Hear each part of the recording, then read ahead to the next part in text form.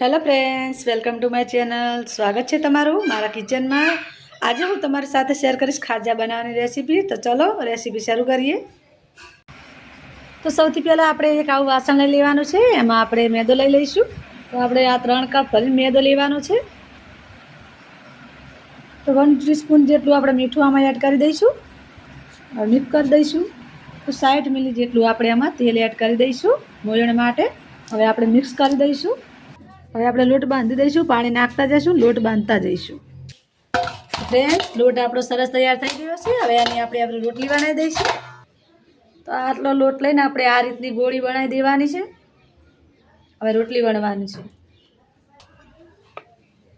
તો ફ્રેન્ડ્સ, આપણી રોટલી વણાઈ ગઈ છે, સરસ બની ગઈ છે. તમે જોઈ શકો છો 3 જેટલા કપ મેદો લીધો હતો. હવે રોટલી વણી ગઈ છે. તો હવે આપણે સાટો બનાવી દઈશું. તો સાટો બનાવવા માટે મેં 1 ચમચી જેટલું ઘી લીધું છે અને 1 ચમચી જેટલું આપણે આમાં મેદો એડ કરીશું. સાટો બનીને આપણો તૈયાર થઈ ગયો છે. તો હવે આપણે વણી દઈશું. તો હવે આપણે આ રીતનો સાટો લગાવી દઈશું પૂરેપૂરે સરસ. અને થોડો આપણે ઉપર કોરો મેદો નાખી દઈશું. હવે આપણે આ બીજી રોટલી આમાં આ રીતની લગાવી દઈશું. આ રીતની આપણે 4 રોટલી લેવાની છે. તો 4 રોટલી આપણે લઈ લીધી છે. તો હવે આપણે આ રોટલી બધી આ રીતની લઈ લેવાની છે. નાના મોટી થોડી રોટલી થતી હોય તો આપણે થોડું ખેંચીને હમી કરી દેવાની.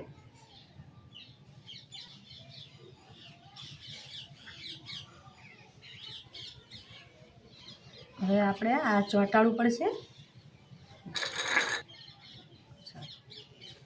હવે આ રીતે આપણે થોડું પાણી લગાવી દેવાનું.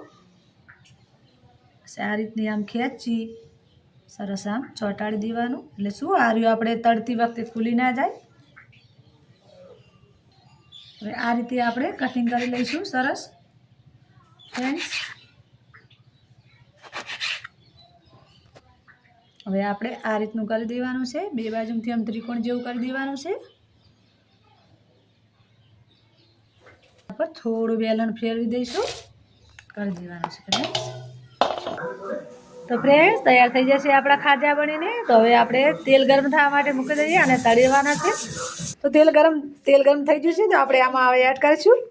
આ થોડા બબલ્સ આવે ને એવું જ ગરમ કરવાનું છે તેલ આપણે. તૈયાર થઈ જશે ફ્રેન્ડ્સ આપણા ખાજા. તો આપણે કાઢી લઈશું. તો આપણે ચાસણી બનાવી લઈશું. તો 1.5 કપ જેટલું આપણે ખોડ લેવાની છે. 1.5 કપ જેટલું પાણી લેવાનું છે.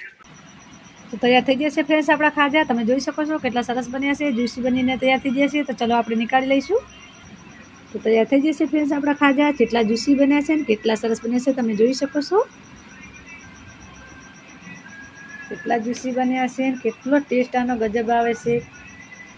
કેટલો સરસ બન્યા છે ફ્રેન્ડ્સ. કેટલા જ્યુસી બની ગયા છે. કેટલો સરસ આનો ટેસ્ટ આવે છે. તો જો તમને મારી રેસીપી પસંદ આવી તો લાઇક કરજો, શેર કરજો, સબસ્ક્રાઈબ કરજો. કોમેન્ટમાં જરૂરથી બતાવજો કે તમને રેસીપી કેવી લાગી. તો ફરી મળીશું એક નવી રેસીપી સાથે. ત્યાં સુધી આવજો. જય શ્રી કૃષ્ણ.